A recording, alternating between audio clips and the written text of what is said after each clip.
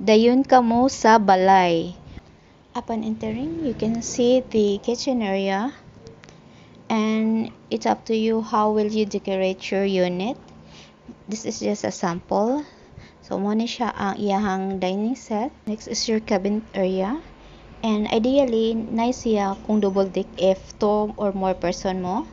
Your workstation or your study area, and another bed if 3 person or more mo para ma-utilize ninyo ang space. Now let's go to your water closet. Na diri yung washing machine, then your toilet, and also your shower area. So it's up to you kung ganahan mong na division dia ibutang ninyo shower curtains. And now let's go back to the main space. This studio unit has 21 square meter and it's still pre-ceiling. So unsa pa inyong gipaabot?